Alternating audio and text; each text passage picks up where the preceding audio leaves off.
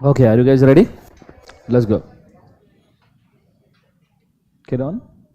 Okay. YouTube वर सुरू आहे live stream. एक मिनिट मला हे दाखवा mouse. Good.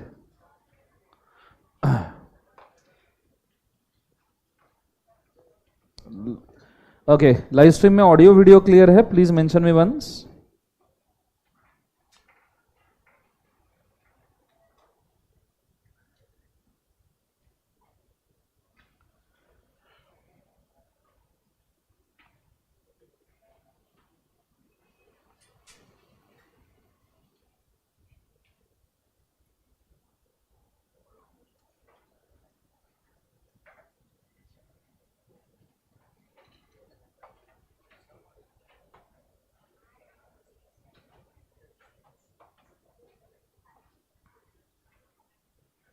Okay, audio video clear है? प्लीज एक बार मुझे कमेंट करके बता दीजिए.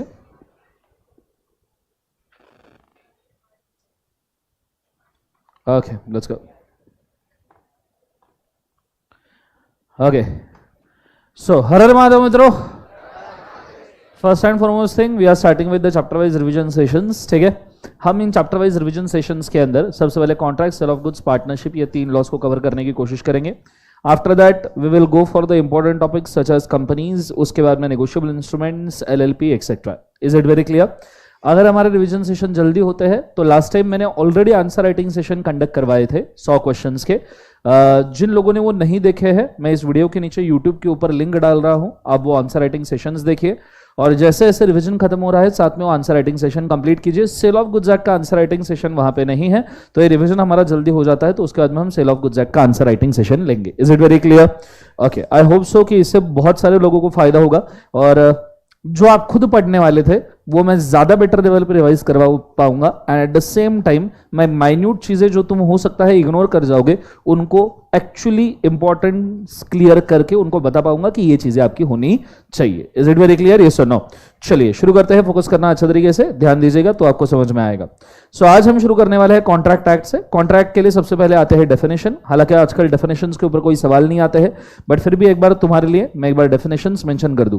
कॉन्ट्रैक्ट के डेफिनेशन के अंदर 2 सबसेक्शन ए के अंदर ऑफर का डेफिनेशन है, 2 सबसेक्शन बी में एक्सेप्टेंस, 2C में प्रॉमिस और प्रॉमिसी, 2D में कंसिडरेशन, 2E में एग्रीमेंट, 2F में एज सच इंपॉर्टेंट डेफिनेशन नहीं है, G के अंदर इलीगल, H के अंदर कॉन्ट्रैक्ट, I के अंदर वॉइडेबल कॉन्ट्रैक्ट. इस हिसाब से आपने डेफिनेशंस को याद करना चाहिए, जिसमें से सबसे पहले डेफिनेशन आती है ऑफर की.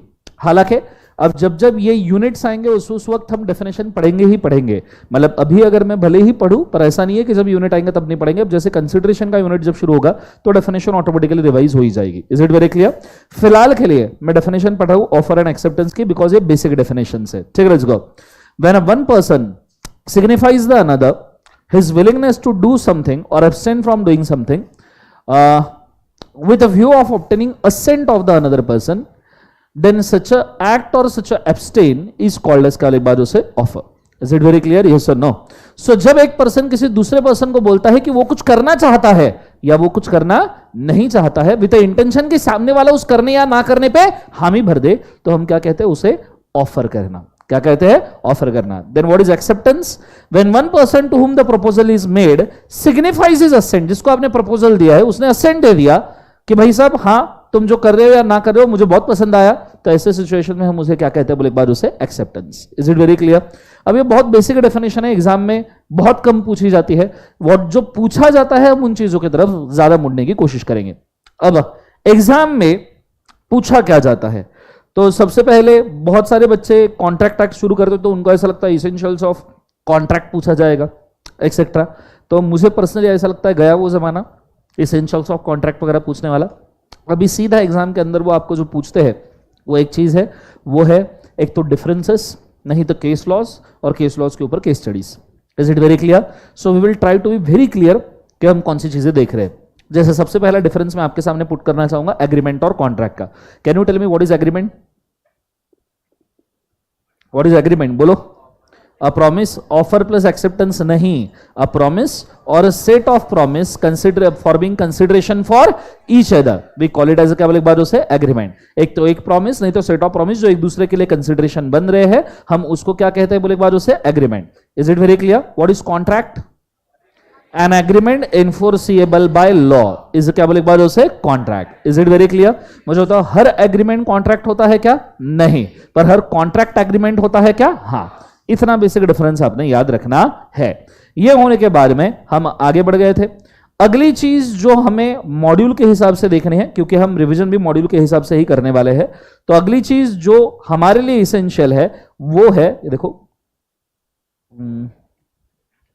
नेचर ऑफ कॉन्ट्रैक्ट्स के अंदर मैं आता हूं अब बेसिक वाली चीजों के ऊपर जो हमें देखनी है। See, this is a definition, this is the actually difference between agreement and contract, जो हमने देखा कि एग्रीमेंट का मीनिंग क्या है, साथ में क्या बोले एक बार कॉन्ट्रैक्ट का मीनिंग क्या है।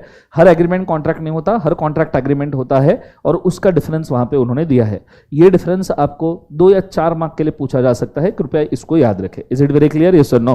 फिर इसके बाद में अगर हम आगे बढ़े तो उन्होंने इसेंशियल्स ऑफ वैलिड कॉन्ट्रैक्ट दिया है। क्या दिया है बोले एक बार उसे? इसेंशियल। अब बैठो फटाफट जल्दी। इसेंशियल रिवीजन लेक्चर में भी कैसे लेट आ सकते हैं? सो इसेंशियल्स ऑफ क्या बोला है बोले एक बार उसे? Valid contract. फोकस करना अच्छे तरीके से। अब essentials of valid contract 2 part में डिवाइड होता है। देखो इसको हम यहां डिस्क्राइब, हम डिस्कशन नहीं करने वाले, मैं आपको सिर्फ बता रहा हूं कि ये 2 पार्ट में डिवाइड होता है और कौन कौन सी चीज होती है। क्यों? क्योंकि इसेंशियल्स ऑफ कॉन्ट्रैक्ट आजकल नहीं पूछते हैं, स्टार्टिंग में पूछा करते थे जब फाउंडेशन था, पर अभी ऐसा सिचुएशन है कि उनको पता है कि ये चीजें सब रट के ही आई आएंगे। एंड एक्चुअली इसेंशियल्स में जो भी चीज बोली है वो सब के सब यूनिट्स है और वो सब के सब चैप्टर्स है।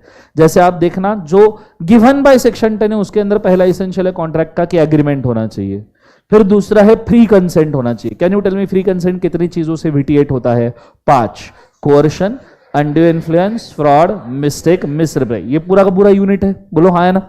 उसके बाद में तीसरा competency of the parties, parties competent होना चाहिए, इसके ऊपर भी यूनिट है। कितने पार्टीज कंपिटेंट टू कॉन्ट्रैक्ट होते हैं?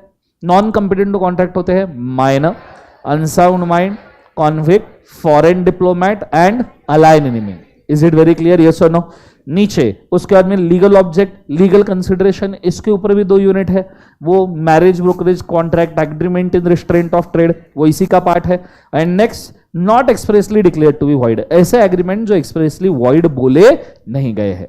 ये सेक्शन 10 में इसेंशियल्स लिखे, ये इसेंशियल्स कहां लिखा है? सेक्शन 10 में। जो सेक्शन 10 में नहीं लिखे वो इसेंशियल्स क्या है? बोले कॉन्ट्रैक्ट के लिए 2 पार्टीज चाहिए। अब तुम्हें क्या लगता है, तुम्हें ये पूछेंगे कि कॉन्ट्रैक्ट के लिए 2 पार्टीज चाहिए? Are you serious? Next one, intention to create a legal relation, दोनों में के बीच में लीगल रिलेशन, जायज संबंध बनाने का एक मौका होना चाहिए। Next one, fulfilment of legal formality, बोले बॉन्ड पेपर, स्टैम्प पेपर लेके आओ, राइटिंग में कॉन्ट्रैक्ट होना चाहिए। नीचे certainty of meaning contract certain होना चाहिए एंड पॉसिबल टू परफॉर्म होना चाहिए। मुझे नहीं लगता इसमें से आपको कुछ पूछा जाएगा, तो इससे आगे बढ़ते हैं प्लीज। ये होने के बाद में अब जरा मैं जाना चाहूंगा काम वाली चीजों के ऊपर, ठीक है? पूछो क्या? I am directly going to offer, जो मेरे को लगता है पूछा जा सकता है, मैं उन चीजों की तरफ जाऊं। ये void agreement, voidable agreement, types of contract, ये आपको हो ही जाएगा, ठीक है? चाहिए तो एक बार देख लो, इसके बाद में मैं आगे बढ़ जाऊंगा, ठीक है? ये चीजें जो स्टार्टिंग में मॉड्यूल में दी है, मेरे को नहीं लगता इसमें से कुछ आने के चांसेस है, ठीक है? बट फिर भी एक बार देख लो। कॉन्ट्रैक्ट कितने पार्ट में डिवाइड होता है? सबको बताया, valid contract, void contract, voidable, illegal, अनएनफोर्सिएबल। Is it very clear? Valid मतलब जो चलता है, वॉइड मतलब नहीं चलता। वॉइडेबल दोनों में से कोई भी एक पार्टी तोड़ सकता है, वैलिड चलना ही चाहिए, सॉरी वॉइड, इलीगल चलना नहीं चाहिए, कोर्ट ऑफ लॉ में केस नहीं कर सकते इसके ऊपर। और सबसे आखिरी अनएनफोर्सेबल मतलब ऐसा कॉन्ट्रैक्ट भाई साहब जिसको कोर्ट ऑफ लॉ से एनफोर्स नहीं करवा सकते। फॉर्मेशन के हिसाब से express contract, implied contract, quasi contract, E contract. Express contract मतलब लिख के किया हुआ, ओरली या राइटिंग में किया हुआ। दूसरा कौन सा है? इम्प्लाइड मतलब लोकल ट्रांसपोर्ट वगैरह वाला contract. Then quasi contract, quasi contract contingent contract का पूरा यूनिट है, बोलो हाँ या ना। नेक्स्ट वाला ई कॉन्ट्रैक्ट मतलब इलेक्ट्रॉनिक कॉन्ट्रैक्ट मतलब ऑनलाइन किए हुए। नेक्स्ट वाला एग्जीक्यूटेड कॉन्ट्रैक्ट जो खत्म हो चुके हैं, एंड नेक्स्ट वाला एग्जीक्यूटरी जिसका परफॉर्मेंस बाकी है। ये सब आगे आने वाला है, just wait for it. Is it very clear? Next one, मुझे जो काम की चीजें अब मैं स्ट्रेट अवे उसके ऊपर जा रहा हूं, टाइम पास नहीं करना है अपने को, स्ट्रेट अवे काम की चीज के ऊपर जाते हैं। ये छोड़ो सब फालतूगिरी, तो कौन हाँ, यहां से अब काम की चीजें शुरू होती है। सिंपल, ठीक है। अब यहाँ से अगर आप खुद के नोट्स बनाना चाहो बना सकते हो, अगर आपने खुद के नोट्स नहीं बनाए हैं और मेरा राइट अप है आपके पास में, आपने वो भी देखा तो भी आपका काम हो जाएगा। Is it very clear? सबको समझ में आ रहा है? अच्छा, अरे हाँ मैं तो भूल ही गया रिवीजन के टेंशन। इंडिपेंडेंस डे की सबको बधाइयाँ, ठीक है। मैं इंडिपेंडेंस डे पे दुआ देना चाहता हूँ कि आप सब लोग आने वाले एग्जाम के अंदर फटाफट पास हो जाओ। अगले 2-3 साल में सीए बन, रुक जा दुआ तो देने दे, अगले 2-3 साल के अंदर क्या बन जाओ बोले एक बार, सीए बन जाओ और देश की इकोनॉमी के अंदर कंट्रीब्यूट करो। Is it? थैंक यू तो बोलो कैसे आ जाओ बेटा अंदर, ठीक है। दरवाजा लगा लेना। ओके लेट्स गो। अब काम की चीजें शुरू करते हैं बेटा, टाइम पास नहीं, ठीक है। Okay are you guys ready? ठीक है, वार्म अप सब गया तेल लेने। Let's start. ऑफर के लिए सबसे बेसिक चीज मैं आपको मेंशन करना चाहूंगा, बोर्ड के ऊपर ध्यान दीजिएगा तो समझ में आएगा, अदरवाइज मुश्किल है। अगर आपने ये नहीं समझा तो थोड़ा मुश्किल है। ओके फर्स्ट थिंग, आपने किस प्रकार से कॉन्ट्रैक्ट, मतलब बेसिक कॉन्ट्रैक्ट के कंसेप्ट्स आपने जिस प्रकार से पढ़े हैं, बच्चों ध्यान प्लीज, पन्ने मत पलटो, बोर्ड के ऊपर ध्यान दो प्लीज। बेसिक कॉन्ट्रैक्ट के कंसेप्ट आपने जिस प्रकार से पढ़े हैं उस हिसाब से आपने सही पढ़े हैं, पर कुछ छोटा मोटा चेंज मेरे को करके आपको देना है, ठीक है। सो बोर्ड के ऊपर ध्यान देना। आपने पढ़ा है कॉन्ट्रैक्ट का मतलब क्या होता है, आपने पढ़ा है contract that is defined by section number 2 subsection कौन सा, H is equal to an agreement plus which is enforceable by law. जो एग्रीमेंट क्या है बोले एक बार उसे लीगल। अब मैं ऑफर के ऊपर आ चुका हूं तो मैं अब चीजें आपको डिफाइन कर दे रहा हूं। एग्रीमेंट डिफाइंड है 2E में, लीगलिटी डिफाइंड है 2G में। Is it very clear? अगर हम बात करें तो एग्रीमेंट के बारे में ऐसा बोला जाता है कि agreement is actually a promise और set of promises. Is it very clear? तो कहना है इसे agreement is a promise 1 plus promise 2, क्योंकि ये सेट ऑफ प्रॉमिस है। अरे बोलो हाँ या ना। प्लस कहना है इसे legal. Is it very clear? Now promise is defined under 2B। Acceptance का जो डेफिनेशन है वो प्रॉमिस का डेफिनेशन है, बोलो हाँ है ना, यस और no. Now what do you mean by promise guys? Promise का मतलब क्या होता है? जब एक पर्सन दूसरे को ऑफर देता है और दूसरा एक्सेप्ट करता है उसे प्रॉमिस कहते हैं। इसका मतलब ये है offer 1 plus acceptance 1 together is a promise 1 plus offer 2 plus acceptance 2 together is a promise 2 plus legal under section number कौन सा बोले एक बार जो से 2G। अब ऐसा नहीं है कि प्रॉमिस एक ही हो एग्रीमेंट में, एक से ज्यादा प्रॉमिस हो सकते हैं और नॉर्मली एक से ज्यादा ही होते हैं। फॉर एग्जाम्पल, छोटा सा एग्जाम्पल लेते हैं आपके कंसेप्चुअल क्लैरिटी के लिए।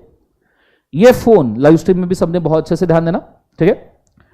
ये फोन मैंने कॉन्ट्रैक्ट किया या ये फोन का मैंने ऑफर किया, ये फोन मुझे आपको बेचना है, ये फोन मुझे आपने बेचना इज ऑफर।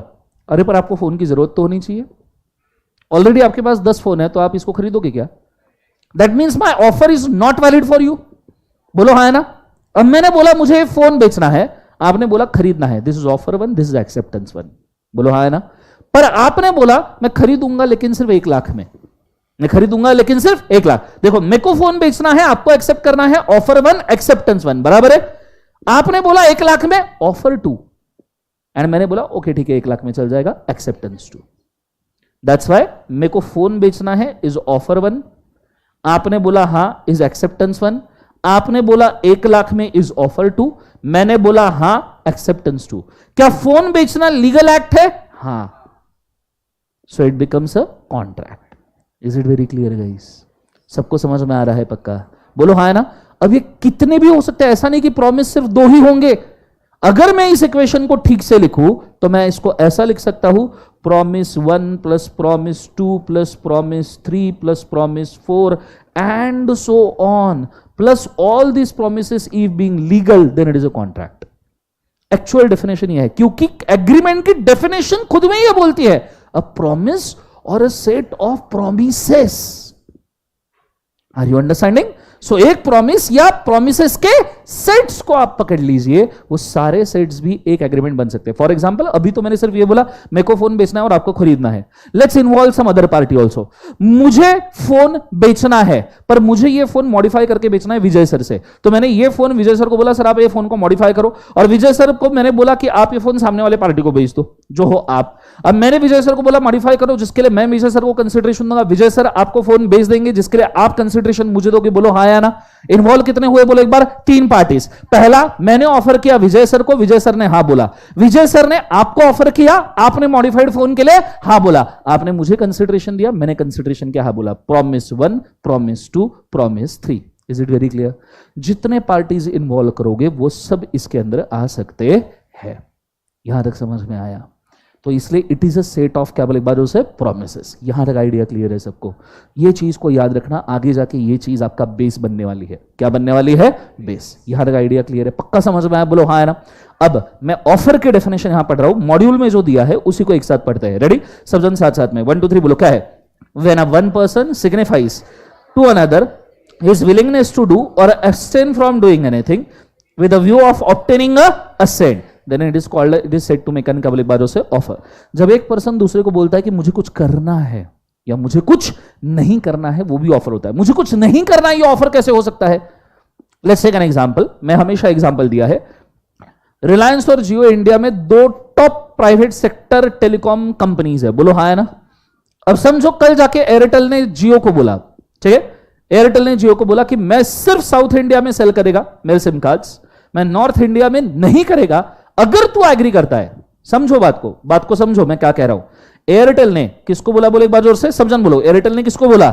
जियो को बोला कि मैं सिर्फ साउथ इंडिया में सेल करूंगा, मैं नॉर्थ इंडिया में कोई सेल नहीं करूंगा, अगर तू एग्री करता है कि तू सिर्फ नॉर्थ इंडिया में सेल करेगा एंड साउथ इंडिया में तू कोई भी सेल नहीं करेगा। बोलो हाँ या ना। अब यहां 2 एग्रीमेंट है, पहला 2 प्रोमिस है। पहला प्रोमिस है कि मैं सिर्फ साउथ इंडिया में सेल करूंगा, उसके बदले में मैं क्या चाहता हूं? मैं नॉर्थ में सेल ना करूं, पर उसके बदले में मैं तुझसे क्या चाहता हूं? कि तू नॉर्थ इंडिया पूरा ले ले पर तू साउथ में कोई सेल नहीं करेगा। तो जब एयरटेल बोल रहा है कि मैं सिर्फ साउथ इंडिया में सेल करूंगा, डूइंग समथिंग है, पर मैं नॉर्थ में कुछ भी सेल नहीं करूंगा, एब्सटेन फ्रॉम डूइंग समथिंग है। Is it very clear? पर बदले में तुम क्या मांग रहे हो? कि भाई तू भी साउथ इंडिया में कुछ सेल मत करना, that is abstain from doing something. तेरा सेल कहां लिमिटेड होना चाहिए? North India. सिंपल सी बात है। Are you understanding? पूना के हिसाब से एग्जांपल दूं मैं, ठीक है? पूना के हिसाब से एक और एग्जांपल समझ लीजिए, इसको क्लियर कर लीजिए। बहुत सारे बच्चों को एक्ट और एब्सटेन दोनों के बीच का फर्क नहीं समझ में आता, ठीक है? लाइव स्ट्रीम वालों को एग्जांपल भी समझ में नहीं आएगा, मैं बोल दूं। पूना में 2 सबसे बड़े स्वीट मार्ट वाले हैं। एक स्वीट मार्ट वाला है चितौय, दूसरा है समझो काका हलवाई। लेट्स से वैसे और भी है but I am taking an example. अब चितौय का जो मेन बिजनेस है स्वीट्स का, वो कहां फेमस है? पेठ एरियाज, करवे नगर, कोथरूड, बेसिकली जहां मराठी क्राउड है। काका हलवाई का भी बेसिकली मराठी क्राउड, या आप बोल सकते हो केपी, बानेर, पाषाण, औंध, ऐसे जगह पे। बोलो हाँ या ना। अब इन दोनों ने समझो अपना अपना ज्योग्राफिकल एरिया डिवाइड कर लिया। चितौय बोले कि हम भाई साहब कोथरूड, करवे नगर, पेठ एरिया में सेल करेंगे। काका हलवाई बोला कि मैं बानेर, पाषाण, ऑन, निगड़ी एक्सेट्रा यहां सेल करूंगा। तो दोनों ने जब ज्योग्राफिकल एरिया सेपरेट कर लिया, actually I know it is agreement in restraint of trade, मैं जस्ट एग्जांपल दे रहा हूं। तो ये दोनों जब एरिया सेपरेट कर रहे हैं तो ये एक्ट कर रहे हैं खुद के एरिया में सेल करने का, पर एब्सटेन कर रहे हैं दूसरे के एरिया में सेल करने। आर यू अंडरस्टैंडिंग मैं क्या कह रहा हूं? सबको समझ में आ रहा है मैं क्या कह रहा हूं? सो एन एक्ट और abstain to get assent of another person, to get assent of क्या बोले एक बार से another person, it is called as क्या बोले एक बार से offer. Is it very clear guys? जोर से बोले सर नो। अब ऑफर जो हमने यहां पे डिफाइन कर दिया है ना, उसके कुछ इसेंशियल्स हैं मित्रों, कुछ जरूरतें हैं ऑफर की। क्या जरूरत है ऑफर की? Person making an offer. अब ये इसेंशियल्स बोलते हैं इसको, पर इंस्टीट्यूट के मॉड्यूल ने एक छोटा ब्लंडर किया है। पूछो क्या? ये देखो इधर इसको इसेंशियल हेडिंग दिया, और आप थोड़ा सा आगे बढ़ जाते हो ना तो टाइप्स ऑफ ऑफर के बाद में एक और इसेंशियल्स ऑफ वैलिड ऑफर बोल दिया। अब इसमें इसेंशियल से आप कंफ्यूज मत हो जाना इंस्टीट्यूट के मॉड्यूल से। पहला जो इसेंशियल है, अगर आप उसको ठीक से पढ़ोगे तो वो है इसेंशियल्स ऑफ ऑफर, मतलब एक ऑफर देने के लिए क्या क्या जरूरी है।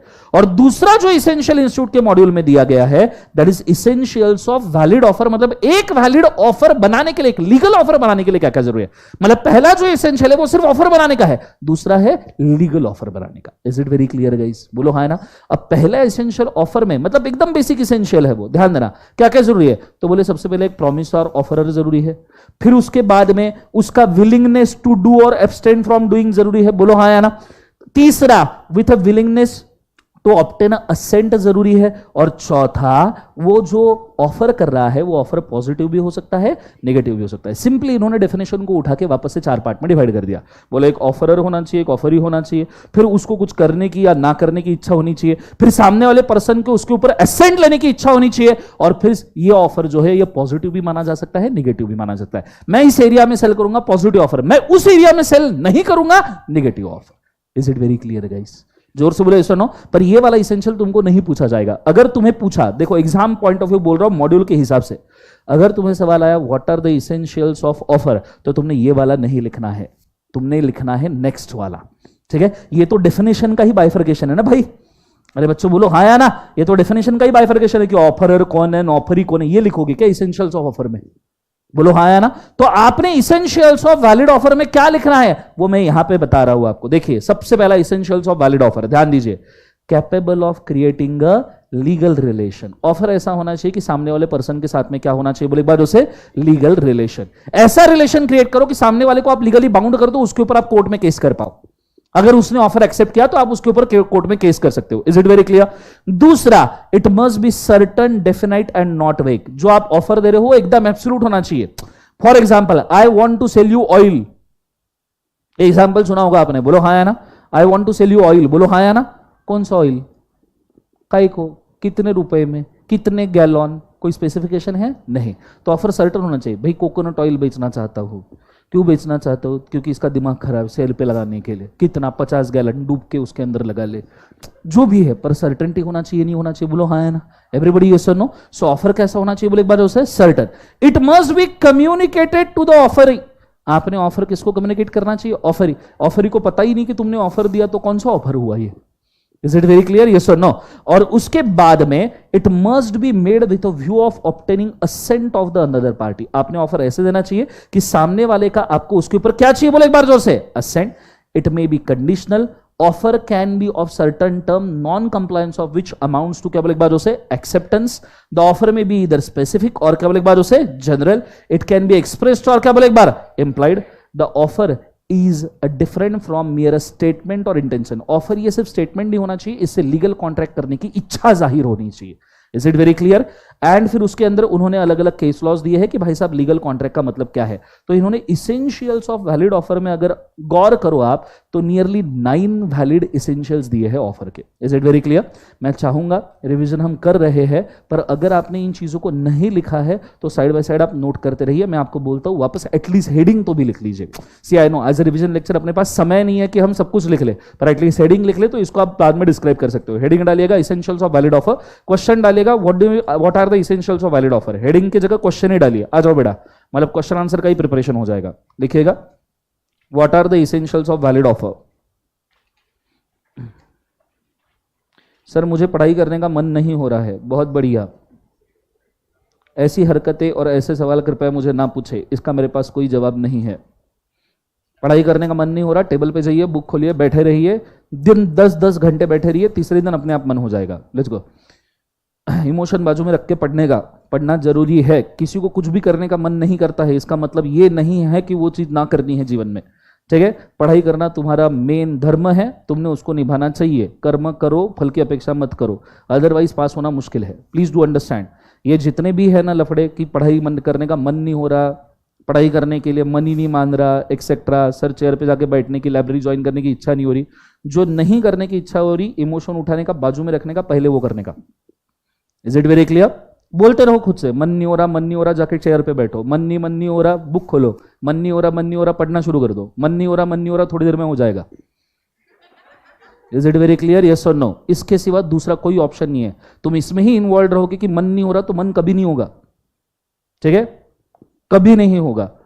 समझ में आ रहा है पक्का? तो चुपचाप जाने का, हम पढ़ने का। पॉइंट नंबर 1 लिखेगा एसेंशियल्स ऑफ वैलिड ऑफर के अंदर। Point number 1, it should create a legal relation. It should create a legal relation.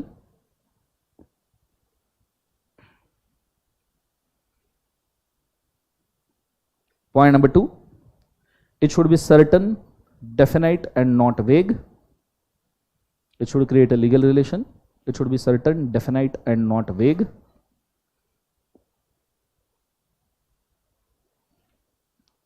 not vague. Point number 3, it must be communicated to offeree. Point number 3, it must be communicated to the offeree. ठीक है, अब it must be communicated to the offeree में case लिख सकते हो. Case का नाम क्या है? लालमन शुक्ला वर्सेस गौरी दत्त. लिख के रखिए, लालमन शुक्ला वर्सेस गौरी दत्त.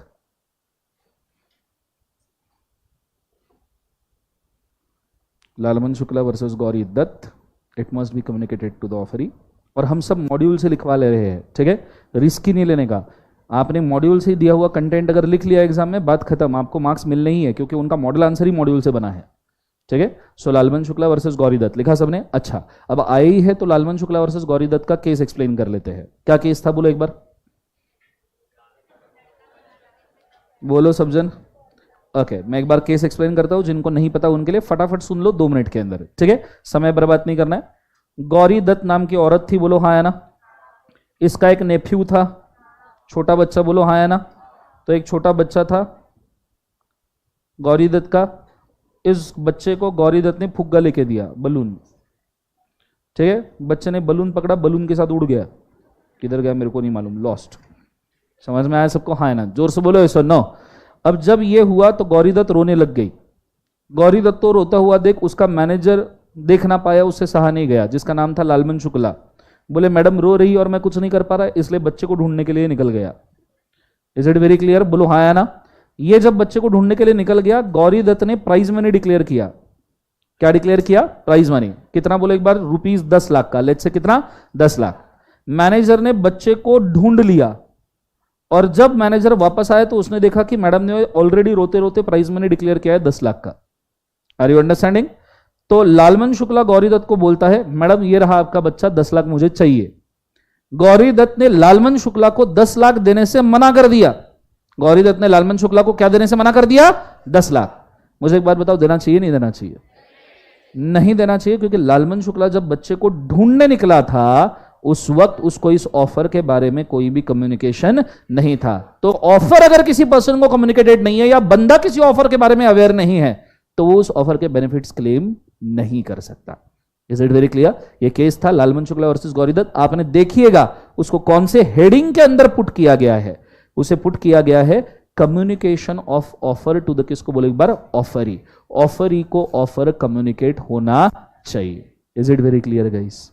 जोर से बोलो एक बार, सुनो सब जन, बोलो हाँ या ना. सबको समझ में आ रहा है मैं क्या कह रहा हूं? बोलो ये सुनो. तो ये इसेंशियल याद रखना. आप इसके ऊपर चाहो तो आंसर राइटिंग कर सकते हो. मैंने कॉन्ट्रैक्ट के पहले आंसर राइटिंग सेशन के ऊपर लालमन शुक्ला वर्सेस गौरी दत्त का आंसर राइटिंग करवाया है. Is it very clear? मैं आपको मेंशन करना चाहूंगा, इन रिवीजन लेक्चर्स के साथ में आप आंसर राइटिंग लेक्चर्स जोड़ दो, आपका प्रिपरेशन हो जाएगा उस चैप्टर का. Is it very clear? चलो नेक्स्ट पॉइंट लिखिएगा, पॉइंट नंबर 4. ऑफर किस हिसाब से करना चाहिए? सामने वाले पार्टी का असेंट लेने के लिए, या उसको नहीं दिया तो भी चलेगा? कैसा लगेगा? मूवी में हीरो ने हीरोइन को बोला आई लव यू, बोले हो म्हणायचं हो, नहीं तो जा घरी. It should be with the intention of assent ना. बोलो हाँ है ना. तो नीचे लिखेगा, the offer must be made, the offer must be made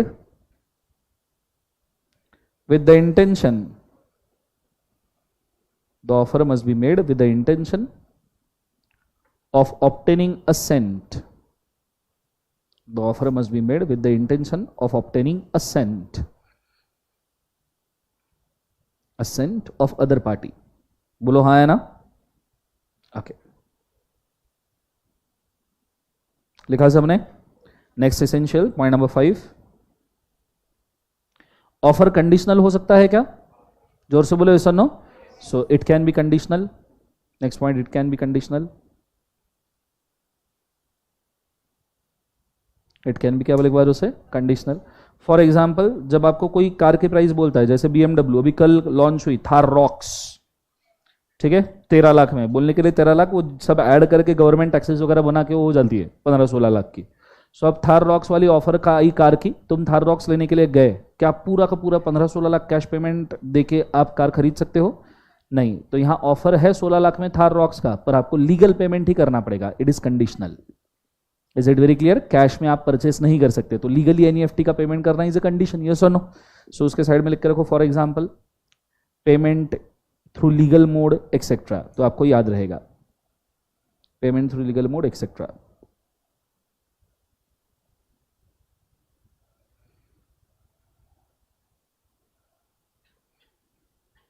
ठीक है, next point, offer must not create a burden of non compliance.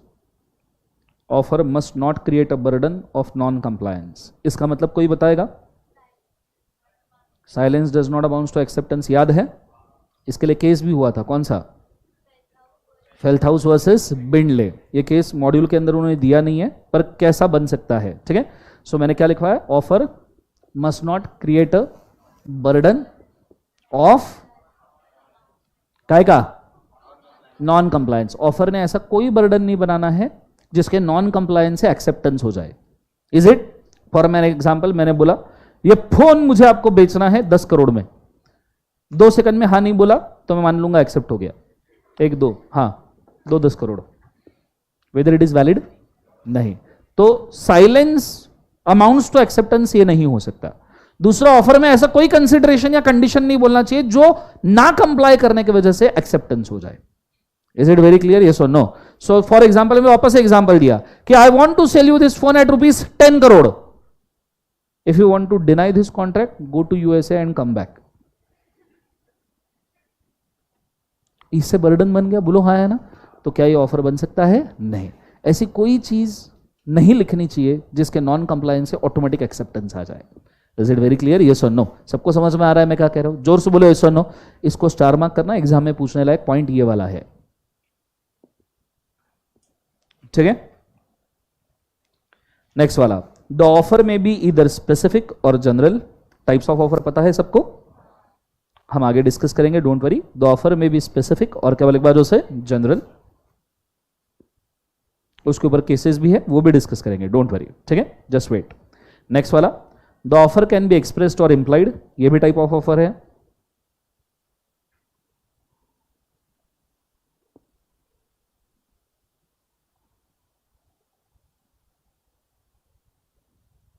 ठीक है। नेक्स्ट पॉइंट, अब नेक्स्ट जो मेन पॉइंट आ रहा है उसमें बहुत सारे पॉइंट्स है, ठीक है। सो नेक्स्ट मेन पॉइंट लिखेगा, the offer must not be only statement और intention. The offer must not be only statement और intention. Offer must not be only statement और केवल एक बार उसे intention.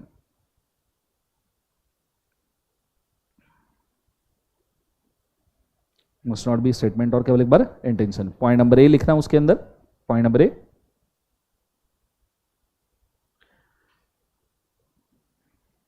The statement of an intention और announcement, the statement of an intention और announcement is not an offer,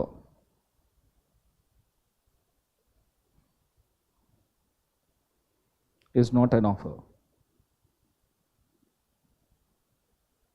ठीक है, मतलब कोई भी ऐसा अनाउंसमेंट कर दिया तो उसे ऑफर नहीं बोला जा सकता। जैसे तुम्हारे डैड ने अनाउंसमेंट कर दिया कि फाउंडेशन पास हो जाओ, हार्ली डेविडसन गिफ्ट करूंगा। Is this offer? बोलो हाँ है ना? तुम्हें भी पता है पास कर लोगे तो कुछ नहीं देने वाले, तो क्या इस चीज की इस बेसिस पे तुम डैड के ऊपर केस कर सकते हो? Of course not. Is it very clear? तो क्या हम इस स्टेटमेंट या इंटेंशन, ये इसको एक और नाम है सोशल एग्रीमेंट, बोलो हाँ है ना? तो social agreement are normally statement और intention. Is it very clear? Yes और नो? आपने कई बार देखना नेता लोग भाषण देते वक्त बहुत सारे स्टेटमेंट और इंटेंशन बोलते हैं, बोलो हाँ है ना? पर वो सिर्फ स्टेटमेंट इंटेंशन होते हैं, वो ऑफर होते हैं क्या? बोलो हाँ है ना? आप मुझे वोट दो, घर पे फ्री बिजली आएगी, अरे बोलो यस और नो? आती है कभी? दोनों टाइप की नहीं आती, मतलब आई मीन टू से बिजली बिल्कुल नहीं आती, बोलो घर पे पानी फ्री में आएगा, नहीं आता। हम आपके लिए रोड बनाएंगे। अगर नेताओं के पूरे भाषण को हमने ऑफर कंसिडर करना शुरू कर दिया और कल जाके हमने एक्सेप्टेंस दे दिया, सब करना पड़ेगा नहीं करना पड़ेगा? अरे बोलो हाँ है ना? सो नॉर्मली नेताओं के भाषण इज जस्ट अ स्टेटमेंट और intention. Is it very clear? बोलो हाँ है ना? इससे ऑफर क्रिएट होता है क्या? बोलो एक बार। नहीं। सबको समझ में आ रहा है मैं क्या कह रहा हूं? जोर से बोलो एक बार। सुनो, point number B, offer must be different, offer must be different, offer must be different from answer to the question. Offer must be different from answer to the question.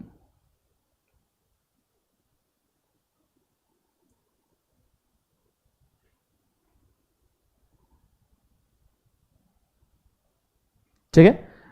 Offer question से कुछ अलग होना चाहिए. इसके ऊपर एक case हुआ था हार्वी वर्सेस फेसिया. हो सकता है आपने ये केस नॉर्मल नोट्स वगैरह में पढ़ा नहीं होगा, ये इंस्टीट्यूट के मॉड्यूल में दिया है तो हमको देखना है. Is it very clear? अरे जोर से बोलो यस और नो. फॉर एग्जाम्पल मैंने अब इस केस का मैं समरी बोल रहा हूं क्योंकि as it is a revision lecture, हम पूरे फैक्ट डिस्कस नहीं करेंगे बट डिसीजन हम लेंगे जो हमारे काम का एग्जाम के लिए. मैंने पूछा क्या ये फोन तुम 10 रुपए में परचेस करोगे? जोर से बोलो, क्या ये फोन 10 रुपए में परचेस करोगे? अरे बोलो करोगे? क्या ये ऑफर है? ये सिर्फ क्वेश्चन है. क्या ये फोन 10 रुपए में परचेस करोगे? तुमने बोला हाँ, बहुत अच्छा आंसर दिया, बहुत बढ़िया, आगे बढ़ते हैं. Because it is not a offer. मैंने क्वेश्चन पूछा, तुमने आंसर दिया. A question does not amounts to offer. Is it very clear? Yes और नो? समझ में आ रहा है पक्का? वही हुआ हार्वी वर्सेस फेसिया का ओरिजिनल फैक्ट बोलता हूं, ये तो मैंने आपको समझाने के लिए बोला. हार्वी वर्सेस फेसिया में एक एंटिक पेन था, Bumper Hall Pen. Doesn't matter क्या था, अपने को कोई लेन देन नहीं उससे, वो कोई भी इंस्ट्रूमेंट रहे, अपना क्या जरा. बम्पर हॉल पेन इतना बड़ा पेन था, क्या फर्क पड़ता. उन्होंने पूछा will you sell a Bumper Hall Pen. मतलब एक बंदे ने हार्वी वर्सेस फेसिया में, फेसिया ने हार्वी को पूछा क्या तुम मुझे बम्पर हॉल पेन सेल करेगा? हार्वी बोलता है हाँ करूंगा, सॉरी फेसिया बोलता है हाँ करूंगा. अब माय मिस्टेक, फेसिया ने हार्वी से पूछा, वापस एक बार बोलता हूं, कि क्या तू मुझे बम्पर हॉल पेन सेल करेगा? हार्वी बोलता है हाँ करूंगा. फेसिया बोलता है ठीक है, बहुत अच्छी बात है. हार्वी बोलता है ले. बोले ले क्यों? बोले तू नहीं पूछा ना बेचेगा क्या? हाँ. बोले मैंने सिर्फ पूछा लेगा बेचेगा क्या, मैंने ये थोड़ी बोला कि कितने में लेना है, क्यों लेना है, एक्सेट्रा. तो this was just a question, this is not a offer. Are you understanding? बोलो हाँ है ना, जोर से बोलो यस और नो. तो ये चीज को याद रखना, question is not considered as offer. Now case बहुत फालतू है, आई नो, पर एग्जाम में पूछा जा सकता है, तो उसके नीचे केस का नाम लिख के रखो, Harvey versus fascia. Harvey versus fascia. कृपया लेक्चर के अंदर स्पैम ना करें. आंसर राइटिंग लेक्चर की प्लेलिस्ट दे के रखी है ऑलरेडी. प्लेलिस्ट सेक्शन में जाइए, थोड़ी सी मेहनत खुद भी कर ले. प्लेलिस्ट सेक्शन में सब कुछ बना के रखा हुआ है, वहां जाइए और चेक कीजिए. अगर आप यहां स्पैम करोगे चैनल से ही ब्लॉक हो जाओगे, सिंपल एज दैट. चलो डन एवरीबॉडी, बोलो हाँ है ना. यहां तक आइडिया क्लियर है? यस और नो? ये होने के बाद में नेक्स्ट पॉइंट नंबर सी लिखिएगा. ये बी था ना, point number C. A statement of price is not a offer. A statement of price is not a offer. A statement of price is not an offer. Okay. मुझे बताओ price बताना offer होता है या invitation होता है? आपने अगर कॉन्ट्रैक्ट पढ़ा है तो आपको पता होना चाहिए कि offer and invitation to offer अलग है. Is it very clear? Price tag बताना या प्राइस बताना इज जस्ट ए इन्विटेशन, पर इससे कोई ऑफर होता है क्या? नहीं. फॉर एग्जाम्पल तुमने मेरे से पूछा सर इस फोन का प्राइस क्या है, तो मेरे से पूछा फोन का प्राइस क्या है, मैंने बोला भाई 1 लाख. तुम बोलो सर 2, तो क्या मैं मना कर सकता हूं या नहीं कर सकता हूं? बिल्कुल कर सकता हूं, बिकॉज तुमने पहले क्वेश्चन में मुझे प्राइस पूछा, मैंने प्राइस कम्युनिकेट किया, इसका मतलब ये नहीं मुझे बेचना है. Is it very clear? तुमने प्राइस पूछा, मैंने प्राइस बोला, price question, price answered, but it is not a offer. ठीक है, तुमने प्राइस पूछा, मैंने प्राइस बोल दिया, बात वहीं खत्म हो गई. तुम मुझे मजबूर नहीं कर सकते ये पेन सेल करने के लिए या ये फोन सेल करने के लिए. Is it very clear? बोलो हाँ है ना. Same Harvey versus fascia, same case यहां पे कैरी होगा. पॉइंट नंबर डी लिखेगा. An invitation to make an offer, an invitation to make an offer is different from offer. Invitation to make an offer is different from offer. Invitation to make an offer is different from offer. Invitation to offer पता है?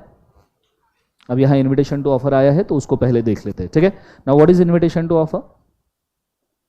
Offer and invitation to offer का difference पता है? Okay, what is invitation to offer? बोलो एक बार.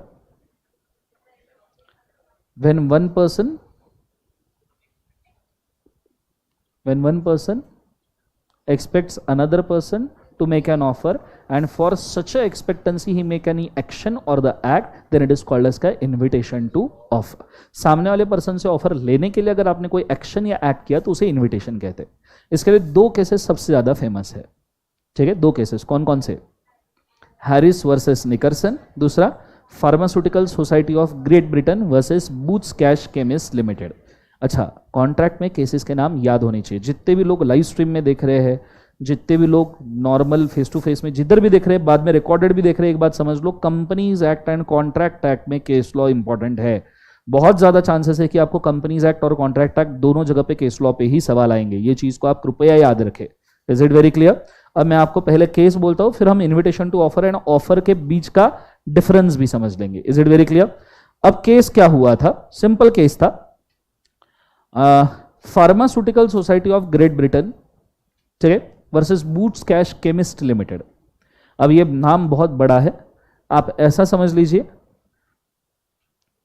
Pharmaceutical Society of Great Britain, PSGB हम इसको कहते हैं, वर्सेस क्या बोले एक बार, Boots Cash Chemist Limited, BCCL. क्या हुआ था कि समझिएगा, Boots Cash Chemist Limited is a pharmacy, chemist था, केमिस्ट का दुकान था, केमिस्ट शॉप। अब आजकल केमिस्ट शॉप अगर आप देखो तो आते हैं वो 24 आवर्स वाले, बोलो ऐसा नो, जो केमिस्ट शॉप कम शॉपिंग मॉल ज्यादा होते हैं। एवरीबॉडी ऐसा नो। तो pharmaceutical Society of Great Britain ये एक्चुअली ऐसा सोसाइटी था जिसमें लोग फार्मेसी की दवाइयों वगैरह सब मेंटेन करते थे फ्री ऑफ कॉस्ट लोगों को सर्विसेज देने के लिए।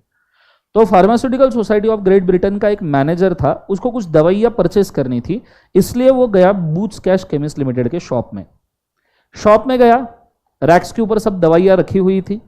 इसने एक दवाई सिलेक्ट की, दवाई के ऊपर देखा कि प्राइस मेंशन की है ₹2000, वॉट एवर में भी द प्राइस, अपना कोई फर्क नहीं पड़ता। देखा इसने प्राइस मेंशन की है, कितना बोले एक बार जोर से, 2000। ये वाला प्रोडक्ट लेके वो चला गया कैशियर के पास। किसके पास चला गया बोले एक बार जोर से? कैशियर। और कैशियर को बोला कि ये दवाई मुझे चाहिए। कैशियर ने प्राइस देखी और कैशियर बोलता है sir this is from the old stock, हमारे सिस्टम में इसकी प्राइस बढ़ी हुई है, आपको ये दवाई 2500 में आएगी, what ever it is doesn't matter. आपको ये दवाई कितने में आएगी? 2500। 2000 पे मैं आपको ये दवाई बेच नहीं सकता, मैं ये दवाई आपको 2000 में नहीं दे सकता। मुझे बताओ कैशियर इसको डिनाई कर सकता है नहीं कर सकता है? जोर से बोलो, कर सकता है नहीं कर सकता है? कर सकता है, बिकॉज प्राइस टैग जो ये दवाई के ऊपर लगा हुआ है वो बेसिकली सिर्फ क्या है? Invitation to offer, and cashier have every right to say that कि ये दवाई के ऊपर हम जो प्राइस टैग लगा है उस पर नहीं बेचना चाहते। ऐसा आपके साथ भी कई बार हो सकता है। आप कभी शॉपिंग कॉम्प्लेक्स में कब क्लोथ्स वगैरह परचेस करने के लिए, वैसे नॉर्मली होता नहीं है ये, 99% केसेस में जो प्राइस टैग है उसी के ऊपर सेल होता है। पर मेरे साथ एक बार हुआ है, I went in a shopping mall, मैंने कोट सूट के ऊपर का एक टैग देखा, मेरे को टैग पसंद आया, मैं बोला चलो इसको खरीद लेते हैं। मैं बंदे के पास गया, मैंने बंदे को बोला मेरे को ये चाहिए, ये कोट, ये प्राइस टैग है एक्सेट्रा। उसने मेरे को सिंपल आंसर दिया, सर बोले this is the last piece जो हमारे पास डिस्प्ले के अंदर पड़ा है, हम आपको बेचना तो चाहते हैं पर डिस्प्ले का पीस हम उतार के नहीं दे सकते, नहीं तो नेक्स्ट टाइम हम कस्टमर को क्या दिखाएंगे। So he just denied to sell me. Is it very clear? Yes और नो? तो ऐसे सिचुएशन में मैं उससे हुज्जत नहीं कर सकता क्योंकि मैं खुद ही लॉ पढ़ा रहा हूं। Is it very clear? Yes और नो? तो ऐसे केस में मैं समझ गया कि ठीक है फाइन, तो उसने मेरे को सेम जो प्राइस टैग है उसके ऊपर उसने मेरे को कोट सूट नहीं बेचा। सो क्यों? क्योंकि it is just an invitation to offer. तो आप मॉल वगैरह जिधर भी घूमते हो, if any price tag you see, it is just a invitation to offer. Is it very clear? Even if you see the MRP also, that is just a invitation to offer. That's why उसको कहा जाता है maximum retail price. Maximum कि भाई इतने में हम बेचेंगे, मैक्स, इससे कम में भी बेच सकते हैं। कम में बेच सकते हैं मतलब ओरिजिनल प्राइस डिनाई कर रहा है वो। Is it very clear? Yes और नो? इसलिए उसको मैक्सिमम रिटेल प्राइस क्यों कहते हैं कि डिस्काउंट वगैरह निकाल के वो कम में भी बेच सकते हैं। कम में बेच सकते हैं मतलब ओरिजिनल प्राइस को डिनाई कर रहा है ना भाई, that means it is a invitation to offer. Is it very clear? सबको समझ में आ रहा है? केस का नाम क्या है? केस का नाम बार बार याद करो, क्या है? Pharmaceutical Society of Great Britain versus Boots Cash Chemist Limited. Is it very clear? ये एक केस हुआ। दूसरा केस मैं बोल रहा हूं आपको, याद रखिएगा, लाइव स्ट्रीम वाले और अच्छे से गौर कीजिएगा, हैरिस वर्सेस निकरसन। हैरिस वर्सेस निकरसन, क्या केस हुआ था? इमीडिएटली बोल रहा हूं, बहुत अच्छे तरीके से बोर्ड के ऊपर ध्यान देना तो समझ में आएगा। Are you guys ready? बोलो हाँ है ना। हैरिस वर्सेस निकरसन केस के अंदर सिचुएशन ऐसा था, निकरसन नाम का बंदा था जिसके पास समझो कोई एंटिक कलेक्शंस था। क्या था बोले एक बार उसे? Antique collection. उस एंटिक कलेक्शन को सेल करने के लिए निकरसन ने ऑक्शन डिक्लेयर किया। ऑक्शन पता है गाइस सबको? ऑक्शन के अंदर बोली लगती है, बोलो हाँ है ना। अब नॉर्मली जब लोग ऑक्शन डिक्लेयर करते हैं ना तो ऑक्शन की बड़ी लंबी चौड़ी एडवर्टीजमेंट्स देते हैं न्यूज़पेपर में। क्यों? क्योंकि एक्चुअली ऑक्शन में जो प्राइस है ना, वो हमेशा कितना क्राउड आता है इसके ऊपर डिपेंड होती है। अगर ऑक्शन नहीं है, ऑक्शन के अंदर बहुत सारा क्राउड आया, इसका मतलब बहुत ज्यादा बोलियां लगेगी, बहुत ज्यादा बोलियां लगेगी, मतलब ऑटोमेटिकली प्राइस बहुत अच्छा शूट होगा। Is it? बोलो हाँ या ना। तो जब निकलसन ने न्यूज़पेपर में एडवर्टीजमेंट डाला कि हम ऑक्शन कर रहे हैं हमारे एंटिक कलेक्शन का, और ये जो एंटिक कलेक्शन था इसके फोटो वोटो के साथ न्यूज़पेपर में एडवर्टीजमेंट आया। आपने शायद कभी देखा होगा, नहीं देखा होगा, business today magazine, India today magazine, mainly business purpose के जो मैगजीन होते हैं ना, कई बार उनके अंदर ये फोटोज आते हैं और उसके ऊपर पूरा डिस्क्रिप्शन आता है। वो एज अ न्यूज नहीं देते हैं, वो उसका मार्केट मेकिंग करते हैं। मार्केट मेकिंग मतलब फॉर एग्जाम्पल उनके पास में एक पुराना नेकलेस है, 200 साल पुराना पड़ा हुआ, तो उसका फोटो खींचेंगे, उसके बारे में सब कुछ लिखेंगे कि ये जो नेकलेस है 200 साल पुराना है, इस रानी इस राजा ने पहना हुआ है, एक्सेट्रा एक्सेट्रा एक्सेट्रा एक्सेट्रा। और एंड में पूरा आर्टिकल लिखने का, तुमको ऐसा लगेगा this article is for information, but it is not. And के पैराग्राफ में वो लिखते हैं इस आर्टिकल का ऑक्शन होने वाला है 2 हफ्ते बाद में यहां पे। एंड के पैराग्राफ में, स्टार्टिंग में तुम ऐसे इंफॉर्मेटिव वीडियो, इंफॉर्मेशन करके आप उसको पढ़ते हो, एंड में तुम पहुंच जाते हो ऑक्शन के एडवर्टीजमेंट के ऊपर। कई बार ऐसा होता है। Are you understanding? यस और नो? तो इन्होंने न्यूज़पेपर में एडवर्टीजमेंट दिया बड़ा फोटो के साथ में उस एंटिक कलेक्शन के। हैरिस बंदा था जो एंटिक कलेक्शंस में इंटरेस्टेड था, लोगों को कलेक्टिबल्स हैंडल करने की इच्छा रहती है, बोलो हाँ है ना। हैरिस न्यूज़पेपर एडवर्टीजमेंट पढ़ा और ये पहुंच गया ऑक्शन के अंदर। इसके लिए इसने ट्रैवल किया from one city to another city, from one city to another city aeroplane से ट्रैवल किया। फॉर एग्जाम्पल लेट्स से ये रहता था दिल्ली, एयरलाइन टिकट लेके आ गया पुणे, और जब ये पुणे में ऑक्शन में पहुंचा, टाइम पे ऑक्शन के सामने बोर्ड लगा था ऑक्शन कैंसल्ड, ऑक्शन का एक बार कैंसल्ड। ये पूरा मस्त टिकट विकेट लगा के ऑक्शन के लिए आया, 40,000 रुपए समझो खर्च करके ऑक्शन के लिए आया, टाइम पे क्या दिखा? Auction is cancelled. Harry sued Nicholson, मेरे को मेरे एयरलाइन का खर्चा दे भाई।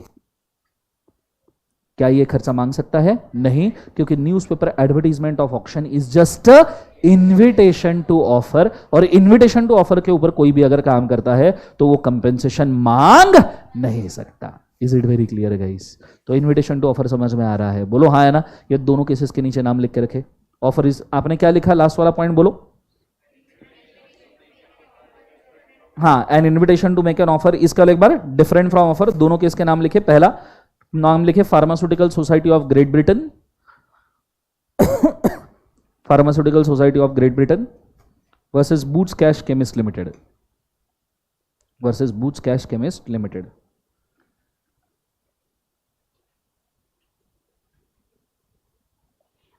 लिखा सबने? बोलो हाँ है ना। यस, बहुत बढ़िया लाइव स्ट्रीम में समेश। इंडियन एक्सप्रेस, खास करके इंडियन एक्सप्रेस के आर्टिकल्स जो आते हैं उसके अंदर मेनली ऑक्शन के एडवर्टीजमेंट बहुत सारे होते हैं, कभी चेक करना, अभी नहीं, अभी एग्जाम है, ठीक है। नेक्स्ट वन, दूसरा case Harris versus Nicholson, board के ऊपर नाम दिया है।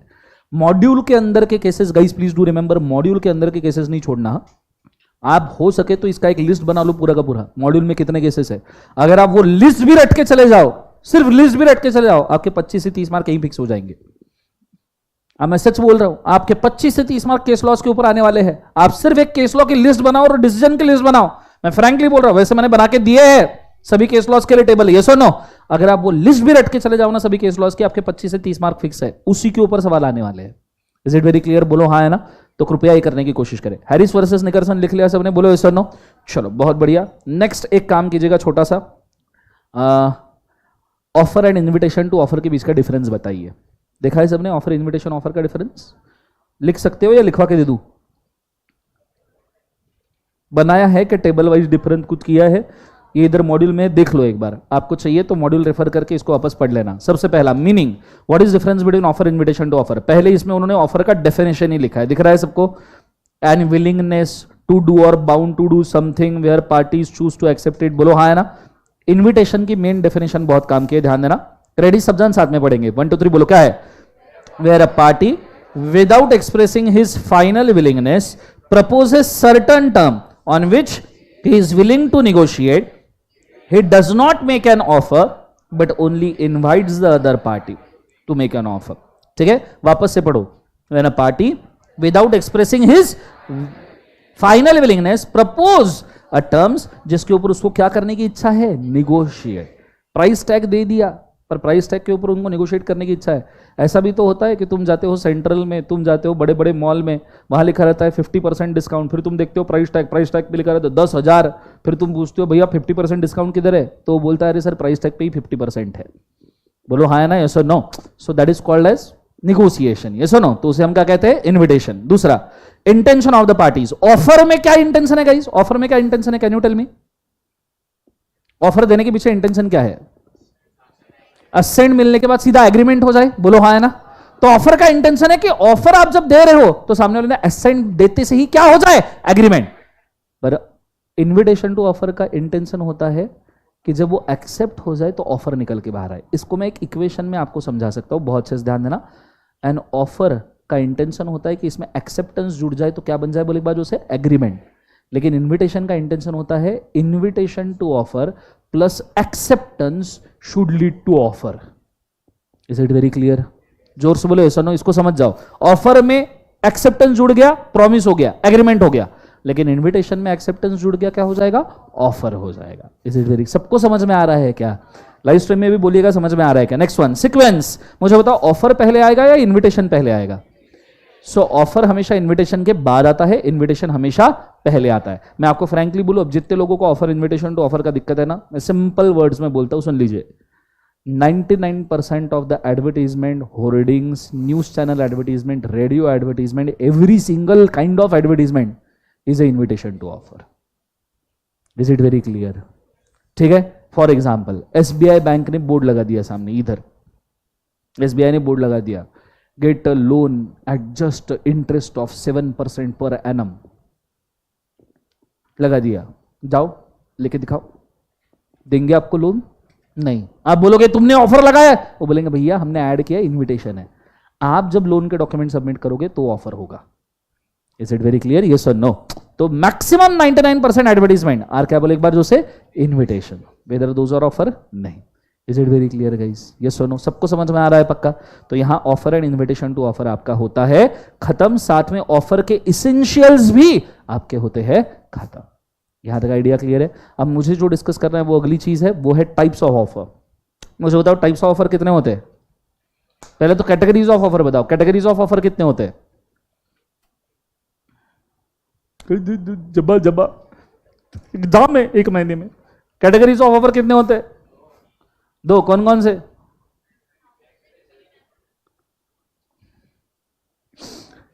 मम्मी मेरे को घर जाना है।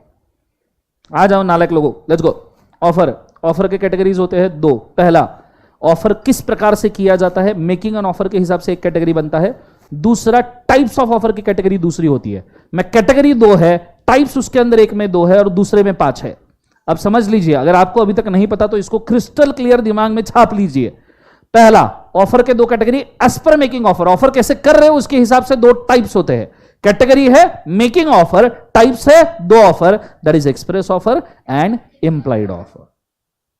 Is it very clear? Now ये आपको पता होगा what is express offer. Orally और राइटिंग में अगर आपने किसी के साथ सामने कोई ऑफर दिया, काय में ओरली और काय में बोले एक बार राइटिंग में, आपने अगर किसी को ऑफर दिया तो उसे कौन सा ऑफर कहा जाएगा? Express. Is it very clear? मैं तुम्हें फोन बेचना चाहता हूं, ओरल ऑफर है, एक्सप्रेस्ड है। मैं बॉन्ड पेपर 100 रुपए के स्टैम्प पेपर के ऊपर लिख के दिया, मैं तुम्हें फोन बेचना चाहता हूं, expressed offer. What is implied offer? Example बोलो इंप्लाइड ऑफर के। लोकल ट्रांसपोर्ट, बोलो हाँ है ना? बस पीएमटी से जाते हो ना, जब पीएमटी से जाते हो कंडक्टर बाहर निकाल के रेड कारपेट बिछाता है आपके लिए पहले, अरे मैडम आइए, हाँ हाँ हाँ हाँ हाँ, बस में बैठिए। ऑब्वियस सी बात है, बस में बैठ गए मतलब टिकट निकालना है। होटल में खाना खाया मतलब एक तो बिल भरना है, नहीं तो बर्तन घसना है। बोलो हाँ या ना? इंप्लाइड, होटल में खाना खाना इज इंप्लाइड ऑफर। होटल में आप जाते हो, बैठते हो, खाना ऑर्डर करते हो, अज्यूम्ड है बिल देना पड़ेगा भाई। Is it very clear? कैसा लगेगा तुम जाते से पहले वेटर आया 100 रुपए का स्टैम्प पेपर लेके, सर पहले साइन करो कि तुम बिल पे करके जाओगे। करता है ऐसा? नहीं, बिकॉज वो कौन सा ऑफर है? Implied. Is it very clear? बोलो हाँ है ना? फिर ऑफर कितने तरीके से किया जाता है उसके 5 टाइप्स है। दूसरा कैटेगरी है वेज ऑफ ऑफर, कितने तरीके से ऑफर किया जा सकता है उसके 5 कैटेगरीज है। कौन कौन से? General offer, special offer, counter offer, cross offer, standing offer. Is it very clear? मतलब टोटल ऑफर के 7 टाइप्स हो गए गाइस। टोटल ऑफर के कितने टाइप्स हो गए? 7. Express, implied, general, special, counter, cross, standing. Is it very clear? Okay, what is general offer? कोई भी एक्सेप्ट कर सकता है. ये कौन सा ऑफर है? जनरल. विदाउट एनी कंडीशन कोई भी एक्सेप्ट कर ले जनरल ऑफर. जैसे एग्जांपल, केस नहीं, नॉर्मल एग्जांपल बोलो, केस पे आएंगे. एग्जांपल, सेल बोलो हाँ है ना. मानसून सेल, कोई भी आओ खरीद के लेके जाओ 50% ऑफ, बोलो हाँ है ना. अरे एवरीबडी यस और no. What is special offer?